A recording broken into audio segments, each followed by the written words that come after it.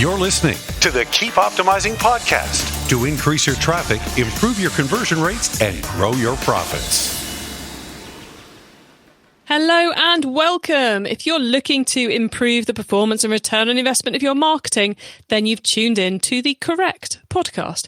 I'm Chloe Thomas, the host of this marketing focused show, and it's really cool to have you tuning in to one of our SEO episodes. In today's episode, I'm talking to Adam about a long tail, I suppose, SEO strategy. We are talking about how you can get into fighting in a blue ocean rather than a red ocean with your SEO, how you can rank a lot faster. He's sharing a strategy he's used with smaller brands to get results in as little as 6 weeks. So yes, this one's straightforward to do, high quality on the customer front, and I think you're really going to like it. We're just about to meet Adam, but before we do, please do check out the sponsors. This podcast is brought to you by Klaviyo, the ultimate e-commerce marketing platform for brands of all kinds and sizes. Whether you're an entrepreneur just starting out or you're part of a marketing team at a multinational brand, Klaviyo will give you everything you need to create memorable marketing moments, building customer relationships that keep shoppers coming back time and time again. Get started with a free account today. Visit klaviyo.com/masterplan. That's KLAVIYO.com/masterplan. Today, I'm chatting with SEO expert Adam Bastock. Adam is an e-commerce specialist who's been involved in all sorts of e-commerce over the last 10 years, from running his own Etsy store to being the marketing person at a series of e-commerce brands. He's now focusing in on SEO and helping Shopify and WooCommerce retailers to hit their first £1 million. Hello, Adam. Hello, Chloe. Thank you very much for having me on the podcast. It's good to be this side of the microphone. Yeah, well, it's great to have you here. It's been a while since we last caught up, and I'm very excited that we're putting it on tape for everybody. Before we get into what we're going to be talking about, though, how did you get into SEO? How did you end up with this obsession that sucks so many people in? I know. I think your intro is a very good, broad précis to this, where it is a case of I've done a bit of everything. I've done Google Ads, I've done affiliates, I've built websites, I've broken websites, I've done side projects with everything. And so I used to work with a lot of small brands and did a bit of everything for them, where I was an e-commerce executive in their business and therefore would kind of have everything thrown at me and would have to pick up the pieces. And from that, I found that SEO was two things. One, the most interesting of all the channels really for me. And two, it was always the one that drove the most revenue or the most return on investment. And I think especially for smaller companies, because I typically worked at very small brands, that's where they would find the most growth and the most opportunity. And from that, it was a case of, right, there's a lot of discussion out there around SEO that's quite focused on big brands, but how can small brands leverage that to their benefit? And even big brands, how can they use that to really grow regular investment in their company? I always think SEO is an area which scares a lot of people because there can be a long time before you see a return. And then you'll kind of it's almost like that paralysis of choice. It's like, I don't know where to start and I'm never going to learn what works, so I'll ignore it. Especially in a small business when you're trying to generate sales today, it can often get flipped off the to-do list, can't it? Exactly. And I think the problem there is that because a lot of business owners will be focusing on it, they won't focus on it because it's not generating revenue today.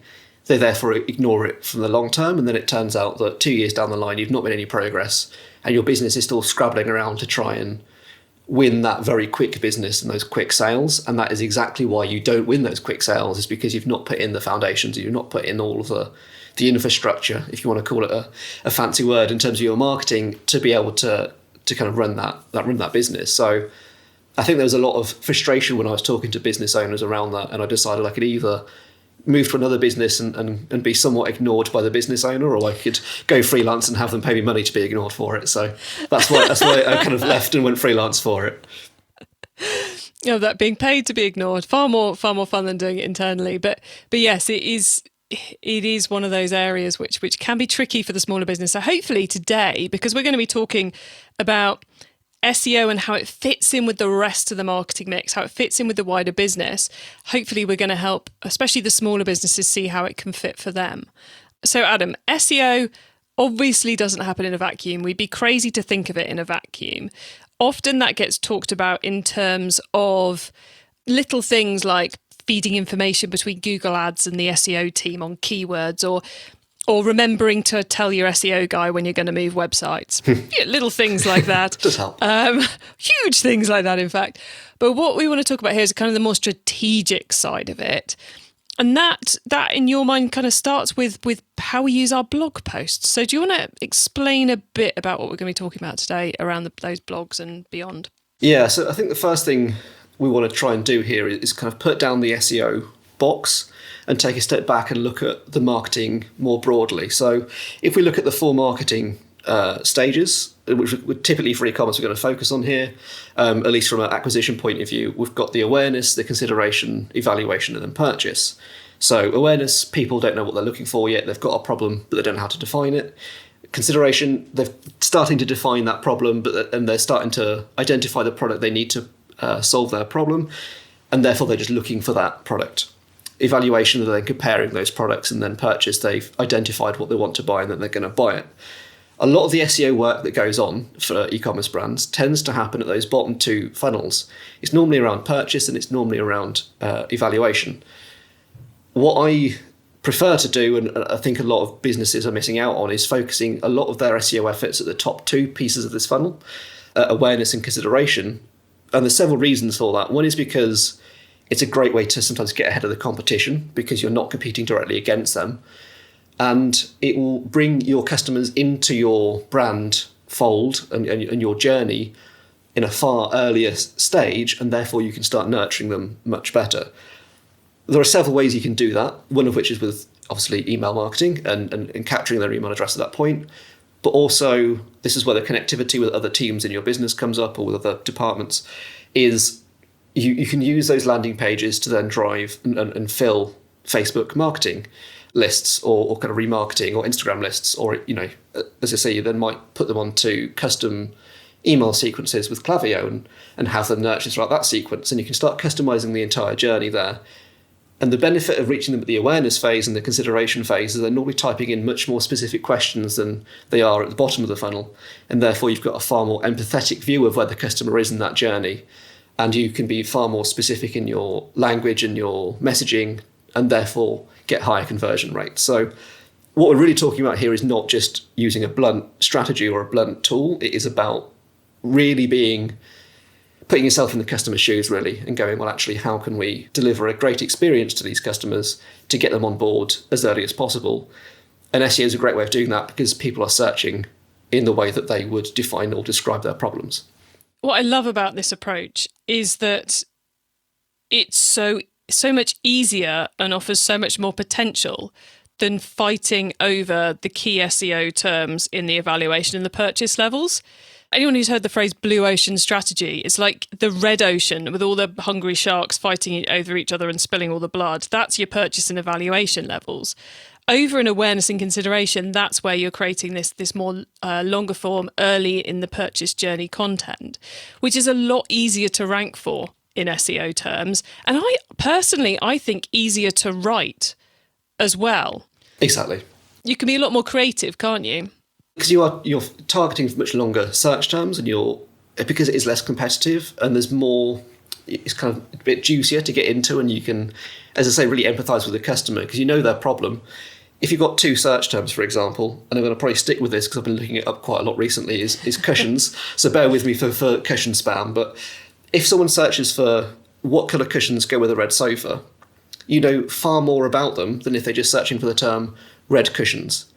Now, red cushions is that consideration level. It's going to be whether they've got a lot of search volume, and that is the term that everyone is fighting over because that is a purchase. Someone's about to purchase that red cushion.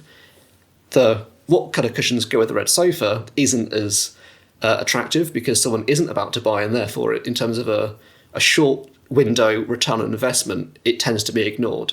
But if you can get a blog post or something like that, if you can attract them in on that page, maybe a video even, that's in a great place to take control of that journey and then start hand-holding them through the decision process to buy your product without ever having to compete with the other terms. And from a purely ranking point of view, from a technical SEO point of view, creating a blog post that targets that search intent and getting it ranked is probably far easier than it is to do it for a highly competitive term like red cushions, where you're up against Wayfair and Amazon and Next and Argos and all those big brands. It also strikes me that this type of content is easier to outsource than the core content, because you're not necessarily even talking about your own products. There's a lot less briefing, a lot less nervousness around hiring a freelancer or a VA to write a whole load of these blog posts for you. It feels less risky somehow. Absolutely. I think it's far more, because it is more specific and it's more defined as an outcome. It's very easy to go, well, there's only so much they can talk about if they're writing about red sofas and cushions. There's only so much damage they can do to the brand in that little window. And if they have done a lot of damage, then I'd be quite impressed, to be fair. So I think it is much safer, and it's quite easy to, I wouldn't say automate, but systemize and scale up. And there's not really going to be a shortage of topics here for you to talk about either. So I was saying I really like this as a strategy for a couple of reasons. One of the reasons is what we've just talked about, in that it's an easier creation process, an easier place to get a quicker return on your SEO investment. The other side I like it is that we are getting to customers at an early point in their state, their process, which means we have the time to build trust and interaction with them, which makes them a better customer in the long term. So it both makes them more likely to convert when they see your Google Shopping campaign ad, when they are searching for the red cushion. It also means they are more likely to buy again from you, assuming you don't screw up the delivery of the red cushion, because they've had that longer relationship with you. The relationship isn't just the search term, the Google ad, the purchase. The relationship has been reading the blogs, getting the advice, and working their way through. So I like the fact we're kind of going after a better quality customer too. And I think in an ideal world, they wouldn't even go back to Google to search for red cushions, because they've already been taken on that journey and they've reached that point with you. So if you have written that blog post, in terms of, like, to give an example here of what I think this would perfectly look like, is they search for what colour cushions go with the red sofa, they land on your website. You've then got a blog post that answers that, and then embedded in that form, or embedded in that blog, or with a pop-up, is a bespoke Klaviyo or similar kind of marketing system. I'm only mentioning Klaviyo because I know that you can customize the pop-up forms very easily in that, and this is what I've done before, to basically have a custom message that is then the next step in their journey. So if you can empathize and know what their next question is going to be and have that as the call to action to sign up to your email address on that blog post, they then go into that list, which then kind of handholds them through a series of 5 or 6 different emails that answers all of the questions that they're going to answer after they've asked that question. And then they will start seeing your products on Instagram and on Facebook and on all your different remarketing platforms. And so they're already aware and they're in your ecosystem, again, to use a slightly fancy and unnecessary word, but they're in your world, so that then they will never need to escape that to search for red cushions, because they know that you are the authority on red cushions, and that you are the person that they trust to purchase from. This does tend to work better slightly for more technical products, because the authority of red cushions isn't necessarily as quite trustworthy compared to something like a car or a high value item. But still, the theory is there in that if you can just guide them towards that purchase, it's going to be a much more trustworthy and it's going to be, as you say, a high quality relationship with that customer than if you're just trying to grab them when they're shopping. Yeah, but I think, yes, for a lower price point product, it's less of an attractive method. But even with a red cushion, I can see, and I'm sure some of you are going, oh my God, I've got to create a different lead magnet or a different sign up form for my red cushions, my green cushions, my blue. I don't think you don't quite need to go that granular if it's at a lower price point product, because I think if I'm seeing myself searching for the, what colour cushions go with my red sofa, then I land on this page that's talking about the different cushion covers I could go for. Then I see a pop-up or a call to action to sign up to a guide to finding the perfect cushions that's going to take me through texture and filling and size, the right size cushions for my sofa, and how paint colours affect, and windows, and all that kind of ephemera that goes into finding the perfect one with maybe the latest trends information in it as well. that at that point is like, okay, brilliant. Oh gosh, I hadn't thought about texture. I hadn't thought about pattern. And I'm getting sucked in, and that's a series which you could have on every single one of your cushion blog posts. So it doesn't have to be, even for the smaller brands, I think there's a role for making this work. Exactly. And I think that's a really good point you've made there around what you're trying to do essentially is predict the next question they're going to ask before they even think of it. And if you can get to that point, you sort of won, because if you're then asking, well, you're probably next going to ask, how many cushions do you need for your sofa? Then if you've got that embedded on the blog post, they're more likely to sign up. And I much prefer this method of capturing email addresses than discounts or generic kind of site-wide messages, because it removes all personality really from your brand. And if you can embed that empathy into that messaging, I just think it works so much better. And you get, as you say, a better quality of customer, I guess, as a result.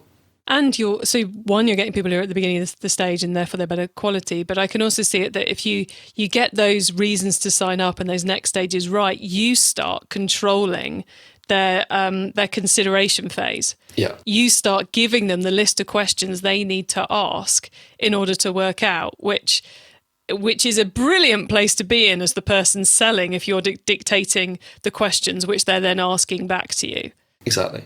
Especially if they then Google that question and find your brand again. So if they then search for, well, how many cushions do I need for my sofa, and you're top of search again, then it's like, oh, okay, well, these guys clearly know what they're talking about. And again, it's just that trust signal that gets built up and up. Very nice. So this, I said earlier, people might be going, oh my God, I've got to create all the lead magnets, all the downloads, all the sequences in the world. How much, we talked earlier about this being an easier way for the smaller business or even the larger business to start seeing an SEO improvement. Let's get to some nuts and bolts. If we're thinking of doing this, what's a reasonable test look like? How many blog posts, how many sign-ups, maybe how long until it comes back, which I know is an evil question. So we'll take caveats. But just to give everyone listening an idea of, is this like a 1-week strategy or a 3-year strategy, for example? That's a very good question. Yeah, the it depends answer is coming, or it will depend on your industry a little bit. But I think, honestly, I'd be fairly confident in saying that if you do this well, it will have fairly quick results. And I've certainly seen that where we've measured it on one of my clients. We saw results within about 6 weeks that we were top of search for these terms, because we just nailed that search intent. The blog posts were really high quality and they answered the question. And, we went from, it wasn't a particularly big brand, they didn't have much authority, and they went from not having the blog to having it on page one with traffic landing on that site within 6 weeks. So it can be quite quick.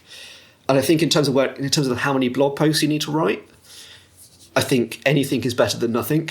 And if you're writing blog posts now because you feel like you should be writing blog posts, I would stop and I would take a step back. And if you can only write one quality blog post a month or one every 6 weeks, do that. That's better than just churning out blog posts that no one's actually, that's business focused rather than customer focused. So ideally, in a perfect world, you'd have loads of budget, you'd hire a load of content writers, and you'd have them just churning out all of these really good blog posts every month. And you might be hitting 10, 15 a month on a variety of questions. But if that takes a year to do, I think that's still absolutely fine. That's still going to set you up.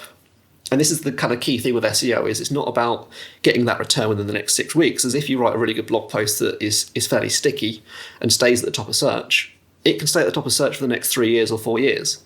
So that one investment in a blog post is going to generate free, in quotation marks, leads, or kind of fill your marketing funnel up for months, years to come. And that's where the investment really needs to be taken from a kind of marketing manager or a business owner point of view. You have to sell it over the 12 months plus range, because it's not going to be a quick sell. But that's precisely why it works, is because you are building trust over a long period of time with your customers. I'm not sure if I've answered the question or just... No, I think you gave us an example of what's possible. And you also gave us an example of how to really focus on quality here. But I guess the other question, which I would be screaming at whatever I'm listening to us on right now, would be, how do I work out if I'm going to go, right, I'm only going to write one blog post a month and I'm going to take the pressure off myself there, but I'm going to make sure it's really, really good. How do I work out which blog post to write? How do I work out which questions are the best ones to answer in that awareness consideration stage? That's a great question. I think there are plenty of SEO tools that will help you do this, but I'm going to ignore those for a minute. Open your customer service emails and all of the questions that you're getting emailed on a weekly or monthly basis and start grouping them by kind of common questions that are coming in. We basically did this with a client, and what we found was that we'd gather these up in month one, write a blog post, and those questions would slowly fizzle out, and they'd be replaced with different questions as people move down that funnel, and the questions would get more complex. So I think the biggest resource for this is your customer service team or your inbox, or if you're using a CRM or something like that. That is a not minefield, it is a gold mine of information there to kind of go in and start extracting all those questions that people are genuinely asking. Because those are real people who have probably searched that question, not found it, and gone, well, I'll email this then. And that might only be a couple of % of the actual amount of people searching for it. I love that. The answer always lies with your customers. Well, look, Adam, in a second, we're going to pause for a reminder of our sponsors. Before we do that, though, is there any last tip for anyone who's going, yes, I want to do this strategy, should know before they embark upon it? I think really, if you're stuck for ideas, one of the good things is just to Google your product, and then Google will come up with the people also ask box. That's a really good starting point as well for ideas of what you could be writing about. And I think really, I'm going to hammer it home again, it's just empathy is always going to win here. Is don't write for you, write for them. You're not there to promote your brand. You're there to give an answer to your customer that is the best answer you can give. And then that will translate into conversions at some point. But just trying to go, oh, you're buying cushions, we're the best cushion seller ever, here's why. You're not answering the question, they don't care about you at that point. So, just be empathetic and stick true to that. Nice. Okay, we're going to pause for a reminder of the sponsors now, and then we're going to talk about the wider world of SEO. Success in 2021 means building stronger relationships with your customers. Last year saw a lot of consumers switching to buy online, leading to surges in new customer acquisition. So how are you planning on turning your new first-time buyers into profitable repeat customers? Well, that's what Klaviyo is for. Klaviyo helps businesses create memorable marketing moments through email, SMS, and personalised website experiences. And that is what creates repeat purchases. That's why Klaviyo, the ultimate e-commerce marketing platform, is used by over 50,000 e-commerce brands around the world. Get started with your free account today. Visit klaviyo.com/masterplan. That's KLAVIYO.com/masterplan.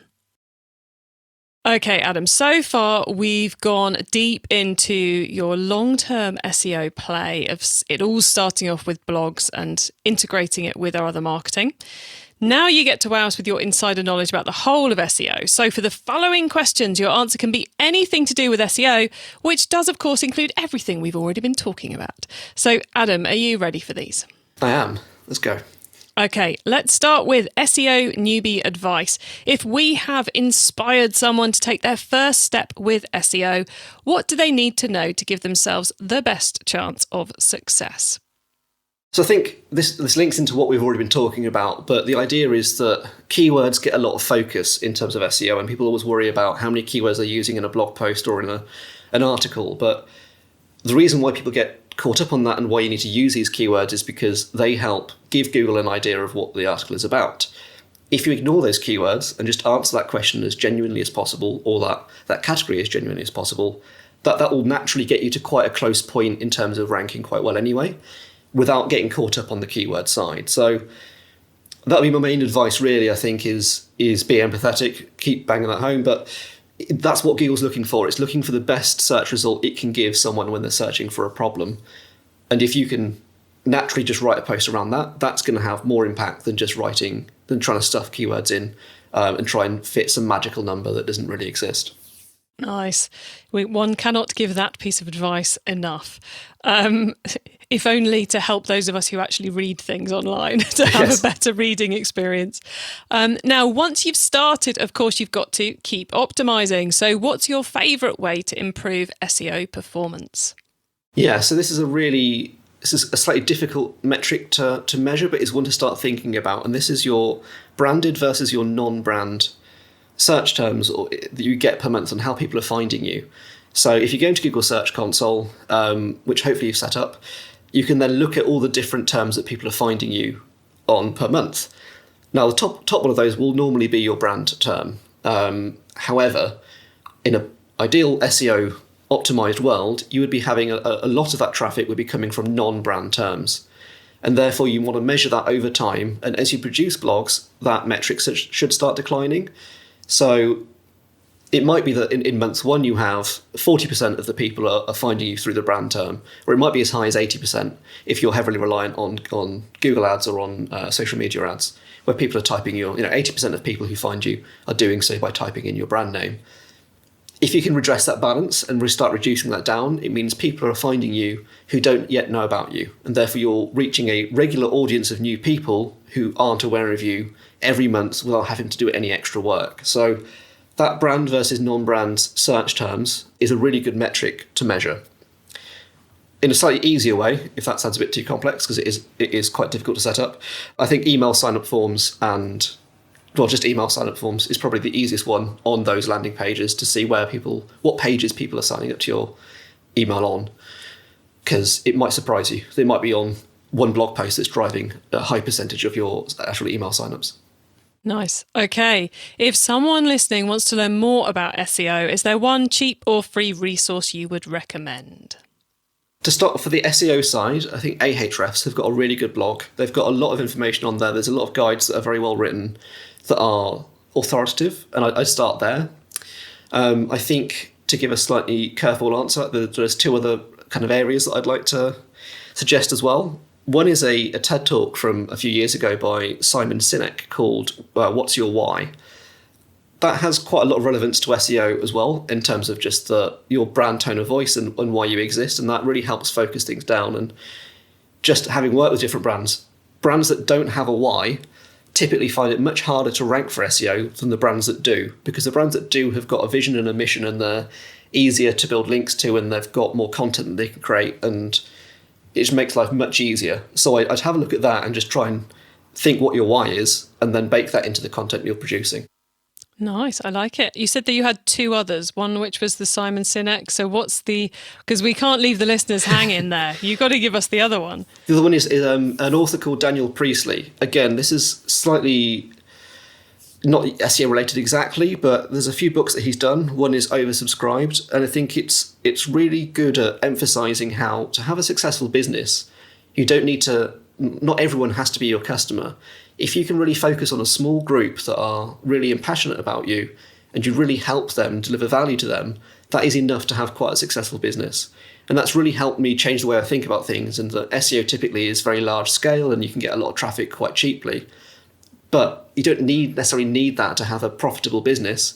If you just focus on really serving a small segment very well, that will naturally lead to other things. And there is an overlap there with SEO, I think, in terms of building links and in terms of just the content you produce. Again, if you can serve that audience really well, it helps everything else you're doing in terms of marketing. And yeah, I'd recommend anything by Daniel Priestley, but Oversubscribed is one of the good books. Excellent. Finally, it's crystal ball time. What's coming up in the next 6 to 12 months that we should be getting ready for in SEO? Well, I can call myself an SEO consultant if I didn't mention the 3 magic words that are of 2021, which is Core Web Vitals. So the Core Web Vitals are a technical measure, which I'm not going to go into now because I think that'll be its own podcast. But essentially what they are is a measurement that Google's now released, or is releasing in June, I think it is, to start measuring your website in terms of user experience. And I think that's the key thing here, is that Google is emphasizing more and more, and we've seen this over the past 3 or 4 years, that user experience is so important to Google in terms of how it's measuring and how it's rewarding sites. So if you've got a website that has got huge images on the homepage, doesn't actually say what you sell, and loads really slowly, then you're going to have a bad time with SEO. If you've got a website that's really rich and full of content, is quite streamlined and has really good user experience, you'll do much better in SEO, and you'll have less areas to worry about. So in terms of what's coming in the future, I think we're just going to see a continuation of that, where user experience will be really highly valued by Google. So put it at the priority. Worst case is your SEO doesn't improve, but your conversion rates do. That for me is the worst case scenario. So Cool. And yes, we will, when that's out and people know what we're supposed to be doing with it and, fully tried and tested, we will definitely be doing a podcast episode for you guys on that one, because it's big and it's coming. There's nothing we can do about it. Right, Adam, before I go into film trailer mode, we are very nearly at the end of the show.